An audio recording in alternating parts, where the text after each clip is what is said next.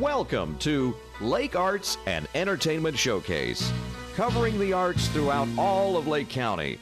Magnificent arts, music, drama, the theater, and all of the visual arts. Hi, thanks for joining me. I'm Lori Farfaglia, host of the Arts and Entertainment Showcase here on Lakefront TV. I am back in Leesburg at the Melon Patch Theatre, and joining me here on stage is Rachel Stidham, the assistant director, and Denise Glickler, the director of their upcoming show, The Nerd. Thank you both for joining me. Of course. A pleasure. So tell me about The Nerd, Denise.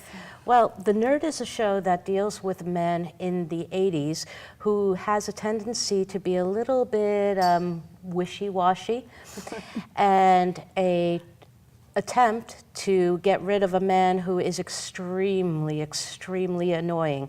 Think Sheldon from Big Bang Theory without the brains. Okay. And it's just a wild madcap situation of them trying to get rid of him. And then there's a story at the end. And then there's a story. There's a twist at the end. Yes, it's definitely one to come see. You think something the entire show, and then it's completely Totally different. Opposite at the end of the show. So is it a comedy? Yes. It's definitely a comedy. Okay, not a drama Absolutely. or serious. It is a comedy. There's some tender moments in the show. There's some very zany moments. There's some very hard pressed moments in the show. But it's a mixed bag of shoes. And you can't even classify it as one kind of comedy over another kind of comedy. There's a little bit of everything. We've got the slapstick, we've got the witty, sharp verbal humor. It's just got all these different types of humor mixed into one show. It's wonderful. Denise, is this your first time at Melon Patch? No, I've performed here many times before, and this is my first time directing. Is it? How did you become a director here? I begged and pleaded for about 4 years. I've been trying very hard for 4 years to direct. I've been performing for about 31 or 32. In community theater? Yes. Now, when you took the director role, did you pick The Nerd, or was it already established and you were selected to direct it? Actually, I had submitted 3 different shows entirely, but they didn't choose the shows that I had done. However, they wanted me to direct, so they offered me The Nerd, and I said absolutely. After I read it, I fell in love with it immediately. What about you, Rachel? How did you end up here? I actually ended up here from Denise is asking. I've been doing community theater for about 8 to 10 years, and I work at Melon Patch, or not Melon Patch, but Moonlight Players. Oh, okay. In Claremont, I've been performing there and stage managing there and assistant directing there for many years. And she decided one day that she was like, "Hey, I really like how you work and what you do, so I definitely want you to be on my team for the Nerd Melon Patch." And I decided, well, I'll venture out and do another theater. So. That's what I decided to do. And Moonlight was the only theater you'd done? Moonlight was the only theater that I'd worked on for as far as community theater, but I've done Orlando Shakespeare and Bay Street and things of that nature, little things with them, so, yeah. Now, are you both from this area, or? I currently live in Mount Dora. Initially, I had been living in Lady Lake when I first got involved with Melon Patch. I started here back with Men Who Came to Dinner, and then I was in practically every show that year. And I've been bouncing around through various theaters ever since. I'm from Claremont, so I originally was at Moonlight and then started here, so I'm branching out. Do you like assistant directing better than acting, or? I personally like acting. It comes down to if you like being told what to do or like telling people what to do. So I personally, I enjoy the very technical aspect of theater, but I think I like acting a little better than I do assistant directing. But with her, it's been an absolute joy to be an assistant director. So, What have been some of the challenges with trying to put a show together? Well, it's really been very few for me. I mean, I've been extremely fortunate. I've had an absolutely amazing team. The board here has been beyond helpful. I have had, look at the set. I mean, it's not even finished, and it's very involved and beautifully done, and I could not have done it without my set designer and set builder, Jim Radetsky. And everything's been going smoothly. Then you add in the fact that I have got a perfect cast. As far as I'm concerned, they have given me no headaches. Now, as a director and assistant director, when you take on a directing job here, are you the one who selects the cast for the shows? Yes, I am. So Yes, you I- have in your head what you want the cast to be when you come in to do the, how did you get people to come in and audition? Well, we had support again from Melon Patch. They sent out flyers, they sent out their regular newsletter, their e-newsletter to their members, and we also posted it on Facebook. I posted it on Facebook. We used social media quite a bit. Yeah, and a lot of word of mouth as well. And we were very fortunate when people came to audition for the show. We actually had a very little turnout for auditions, and we knew exactly who we wanted to be in the show, because they were that good and what we had. We may not have had the quantity we really wanted to have, but we definitely had the quality. Yeah, absolutely. And you knew it right away when you were? Yes. Absolutely. When they got on stage, we knew we had a cast. Absolutely. They worked well together from the start, so we were very happy. Now, why are you both passionate about community theater? Because community theater is such a huge commitment. Well, We both first have of no all, lives. it gives us something to do after work. It gives Yeah. us something to go to where we're involved with people who are like-minded. It gives us something that gives us a sense of accomplishment. And to be perfectly honest, when I'm performing, I stand on that stage, and when the lights hit me, I'm in costume, I've got makeup on. There's no There's a other feeling warm like it. glow. I feel like I'm transported to a whole nother world. And I'm feeling that same warm glow from the directing aspect of it, and I'm loving every minute of it. Go ahead. Now, as assistant director, I was going to say, and director, the first night when the lights come on, are you both just as nervous as when you're on stage? Yes, absolutely, 100%. We're both, because we both have been in the acting side of it, and it would be different if both of us were, not familiar with the acting world, but we are. So we know how our actors feel, and we know how we would feel if we were on stage and getting ready to do the show. So we're definitely as nervous as they are, More so, if not more, because we not want, only are we nervous Exactly. on their behalf, but we're also nervous about what we've done. Did we make the right choices? Absolutely. Did we set them up the right way? Have we done the right blocking? Did we tell them what to do correctly? So we get both sides of the nervousness passed together, and it builds. Well, tell me the dates of the play. What's the run dates of the play? We open January 18th, and that runs from January 18th and 19th and 20th, and then the following 2 weekends, so we close on February 3rd. The dates, the actual times of the show are the first weekend, we have January 18th and 19th are at 8 o'clock p.m., and the 20th is at 2. The next week, the Friday is at 8 o'clock, Saturday is at 8 o'clock, and Sunday is at 2. And the following week, the final week, Friday is at 8, but both Saturday and Sunday are at 2 o'clock. Well, Rachel and Denise, thank you both for joining us. We're going to stop for just a minute and take a look at the play. Absolutely. Thank you. Thank you. Am I too late? I wasn't sure if this was the right place, So is this where I should be? Can you tell me? What's going on?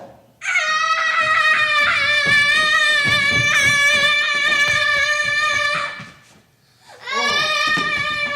Okay. Where should I hide? Does it matter? Okay. Well, what time is he getting here? Anybody know? Okay. Let me see. Oh boy, this is gonna be great. Okay.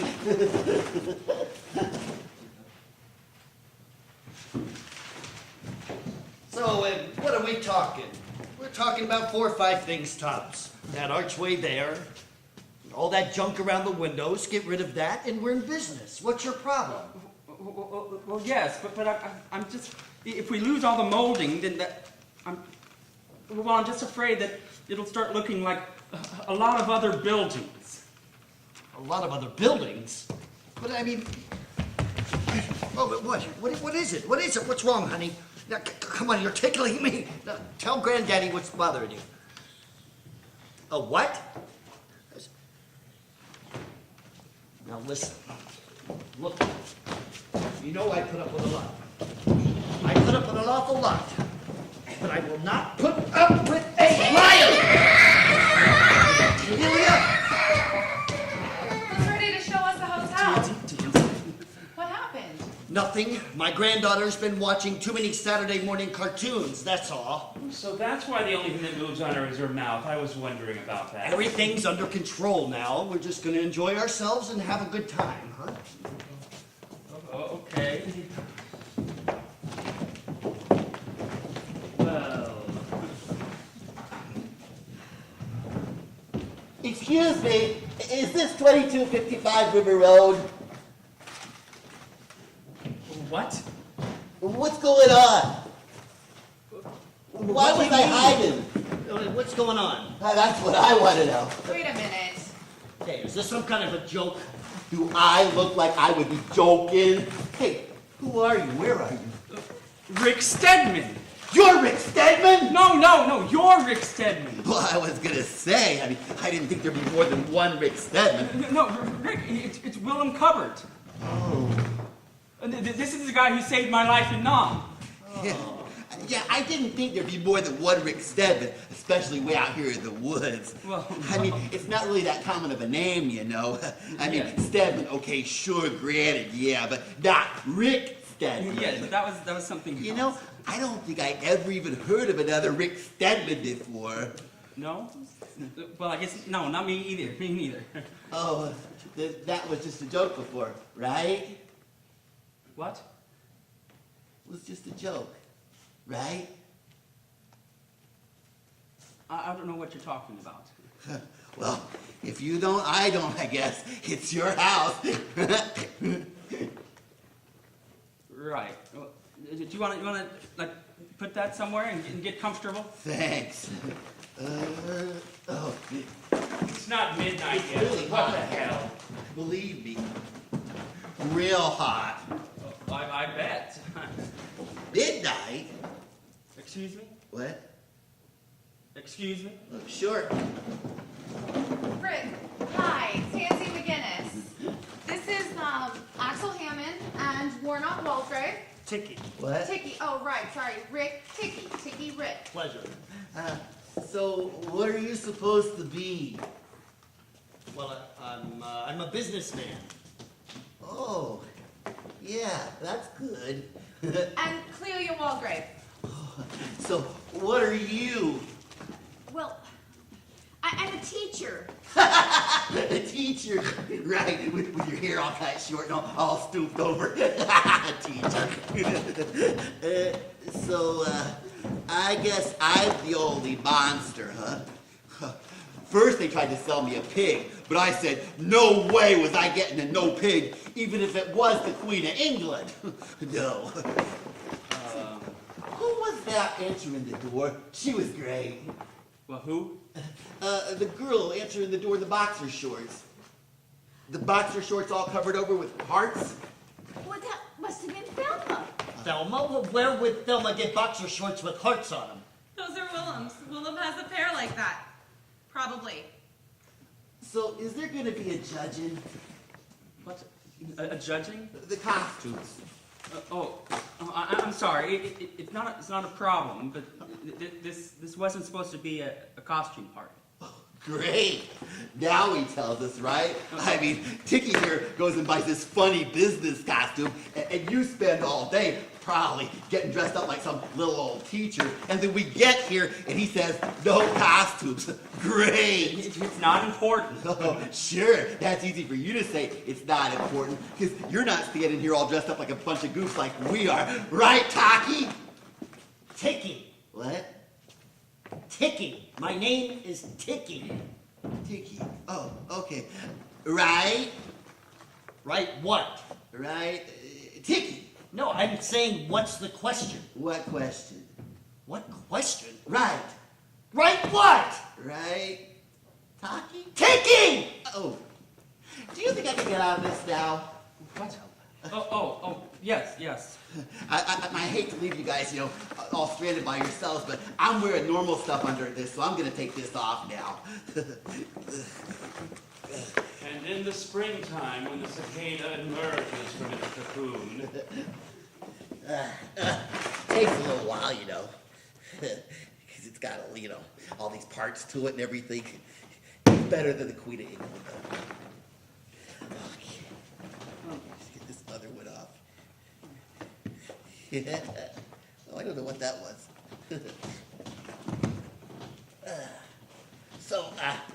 Who should I give this to? Here. In the closet, okay? Wouldn't want it to wrinkle.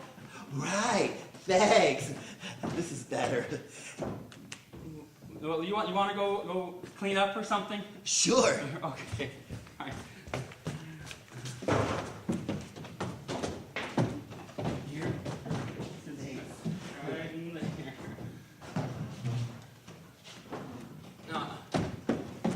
I'm sorry. You're sorry. That guy saved somebody's life? Yep. Saved Willem's life. He must have been trying to kill him. No, now, I'm sure he was we just got off to a bad start. I'm sure he's fine. Fine? He thought my wife and I were in Halloween costumes. You call that fine? No, he was just a little confused. All right, dinner's ready. Everybody follow me. Come on. I am on the set of The Nerd at the Melon Patch Theatre, and joining me are a few of the cast members, Heather Franklin, Daniel Roscoe, and Glenn Howard. Tell me a little bit about your spots in the play here. Well, my character is, he's a young architect who she puts it, lacks gumption. And basically I let people push me around and that kind of stuff. I don't take charge. And my old friend from Nam comes to visit, and he's an incredible nerd, and it just, eventually I stand up for myself and kick him out. And He's that's a bully nerd? No, he's just incredibly annoying. Oh, annoying. Okay. All right, Heather, tell me about, I'm loving the hair and the 80s outfit here. Well, Tansy is a 80s news reporter or aspiring news reporter. She's getting ready to move to Washington, and she's struggling with the fact that she's leaving not only Axel, but who is our friend and roommate, but Rick, who... Willem, who is, she really has a lot of feelings for. And she's very torn, but she's made this decision. This is her career. She's going to go for it. And it's one of the steps that Willem has to come to terms with, as far as, he's got to stand up and say, hey, whether or not I want this woman, am I going to do something and take the initiative? So it's a little bit of a love story? Yeah, there's a little bit of love hidden. Yeah, she wants him to step up to the plate, and she just can't make that decision. She has to have her career. It's that important to her. And she just wants him to step up. And the nerd. The nerd. I'm playing his old army buddy, Rick Stedman, and I show up at his house, and I just kind of never go away. It's kind of like, the old saying, after 3 days, fish and house guests both stink. Mm-hmm. Yeah, I'm kind of that quintessential stinker. There you go. It just annoys everybody. Yeah, I'm loving the outfit you've got going on as well. I know you're in the business suit because you're a little more conservative, but those are the little more playful outfits. Who dressed you for the play? Did you get to pick your own costumes kind of to go with it? Or? No, it was a joint effort. Robin, she just got married, so I can't remember her last name. But Robin and Denise both, we all worked together, and I would say Robin put a lot of it together. So she had more experience. I was not an 80s child. She did a great job, too. I was a child in the 80s, and I think you hit it pretty good. Yeah, when it comes to costumes, I just wear what they tell me to. Now, are you all, I know I've interviewed you before, but have you been in a play at Melon Patch before, or community theater? Are you involved in any of that? I was in She Loves Me as a small part, but other than that, I haven't done any acting roles since college. So it's been a little bit of a time. I was in Godspell here, and also Seussical, and Fantastics, too. So what appeals to you guys about community theater? Because it is definitely a labor of love with all the time and energy that you've put into these shows. Yeah, well, I work an 8 to 5 Monday through Friday, and then we have rehearsal from 7 to 10, 7 to 9 Monday through Friday. And I have coworkers ask me how I do it, but I mean, you have to love it. I mean, if I'm not on stage, I feel bored or antsy. I have to do something, so. I'm a cosmetologist, so, I work with great people. They work around my schedule, and I also have 2 children and 3 stepchildren at home. So it's a bit daunting, but all of our kids love the stage, and they come with us to rehearsals. Do they and, come to see you perform? Definitely, definitely. It's definitely a family thing. And, you know, it's just like a family here. I really like the Melon Patch. We've been involved. My fiance was in two plays now, and it's just, they've welcomed us, and it's been amazing. So. Yeah, I'm like Daniel. I'm always itching to do something. I almost think about it as like my stress release, you know? It's either this or therapy, and this is cheaper. That's true. That's true. Gives you something to do in the evenings. Absolutely. Now, do you all look forward to the next play that's coming out, or do you get the schedule for Melon Patch and scan through it and say, oh, I'm going to go try out for this? Or do you?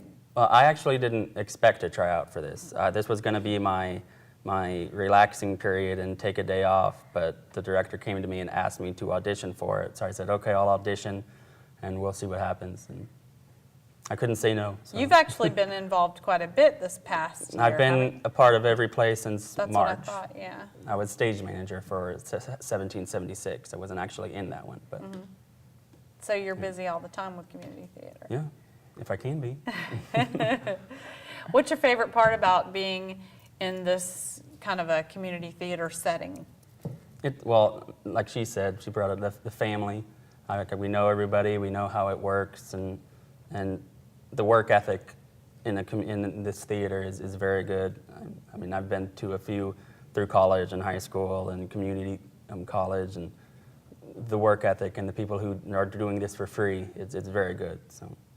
Yeah, I don't think people realize that everything that you see sitting here on the set, somebody had to do, and it's all volunteered.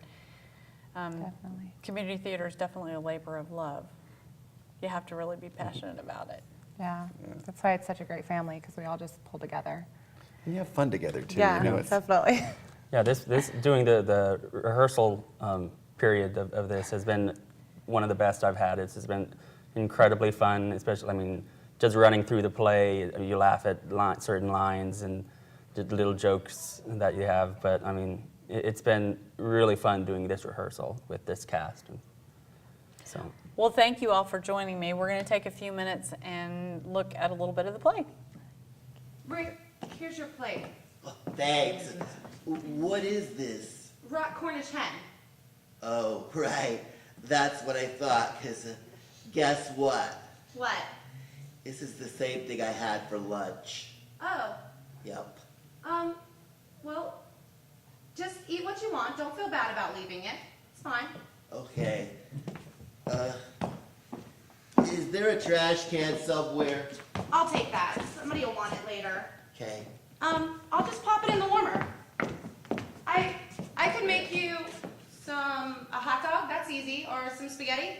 Okay. Which? Spaghetti. Okay. I'll be back in 10 or 15 minutes. Do you need any help in there? No. Well, this is really something. Yes, isn't this lovely? It's a good thing I had to go back in there. I almost forgot to put out the deviled eggs. Well, they look great, too. Oh, yes. It's good old Mom's recipe. Yeah, suddenly, I'm feeling very hungry. I'll be back in a minute. You know what? It's hard to believe. Just a little while ago, these were up inside some birds.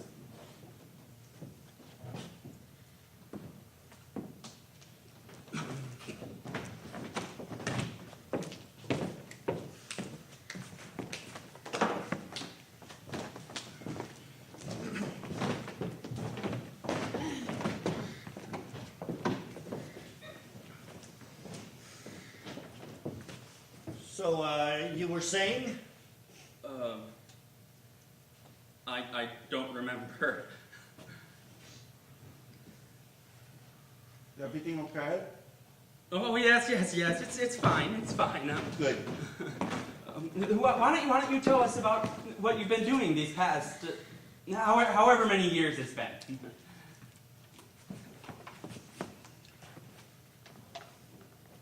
Okay, let me see. Okay, 1971, March. I got out of the Army and I went back to my old place where I used to work in the same factory, you know, and, well, it was pretty much the same. I mean, okay, granted, some things were new, but overall it was basically the same, pretty much. Then in April, I moved in with my brother over to my brother's place because it's right near there, and I was still working at the factory, and then in May, what? Nothing. In May of 1971, I was working at the factory. Maybe you should just give us like an overview of what happened. For those of us who didn't bring our pajamas. Like, what do you do for a living? I mean, you said your factory makes something special. What was it? Chalk. Oh. Yeah, we make chalk. Right. Anything else, or just? No, just the chalk. Just the chalk. Yep. So what's your part in the process? Inspector. Oh. And what does an inspector do? Sit there and watch the chalk. Oh. Yeah. The loaders load the chalk into the crates and they pass by and I check them out. You check them for what? Just to make sure there is some. Some what? Some chalk in the crates. Oh, so sometimes there's not chalk in the crates? No, there's always chalk in the crates. They're crates of chalk. I mean, we wouldn't just send out some crates with no chalk in them. Why would we do that? Then what is it you actually do? What do? I check to make sure there's chalk in the crates. Right. Yeah, it sounds like a neat job, but it's really not. Right, so you're living with your brother? Yeah, my brother and his wife, yeah. Oh, that's a big house? Yeah, a couple of rooms, you know. Oh. It's nice, though. I mean, but I don't really see that much of them anymore. Less and less lately. Oh, where are they going? I don't really know. I mean, I guess maybe they're taking the kids down for walks by the river and stuff. Kids. They have kids? Oh, yeah. There's little Bob Jr. and little Richard III. Richard III? Well, yeah. I mean, my dad was Richard Stedman. I'm Richard Stedman Jr., and he's Richard III. I mean, Richard, it's a family name, really. Makes sense. Yes. Yeah. So you're just on vacation? Yeah, my brother. I don't know how he did this, but he gave me like all this money, like mucho dinero, and all these credit cards. And he said, well, why don't you just go anywhere you want to go? So that's what I'm doing. I'm just traveling all around. Oh, well, that was very nice of him. You know it, especially since he hasn't got a job right now. Oh. Yeah. He used to work at the chalk factory, but he got laid off. Why? Well, I came back from the war, and they gave me my old job back. Oh. Yeah, they had to. It was the law. Too bad for old Bob, though.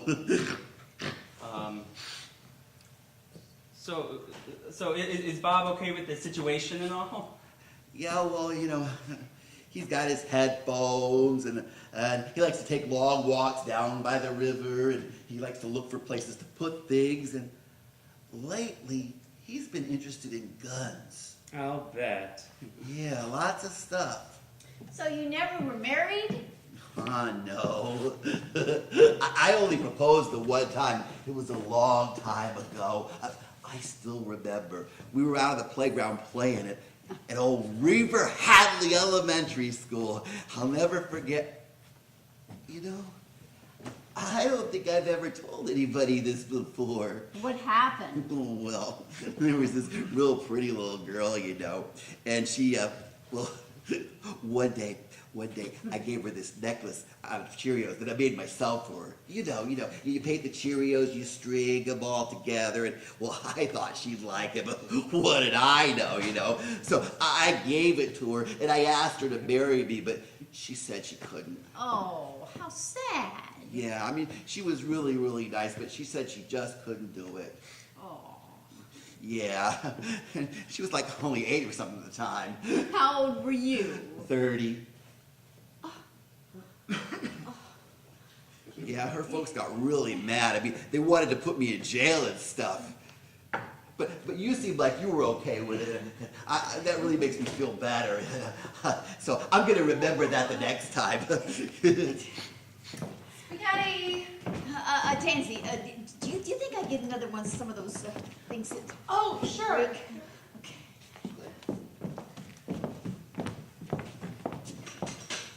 Oh, thanks.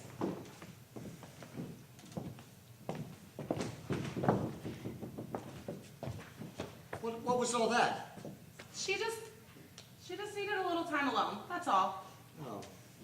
It's fine.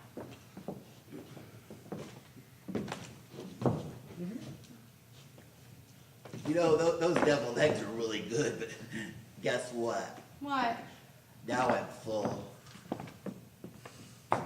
You're full. Yep. So, what do you want to do with this? Oh, go ahead. Tansy, I'll help you with this. He saved my life. I know that. I can explain about the food. No, it doesn't matter. Do you need any help? No.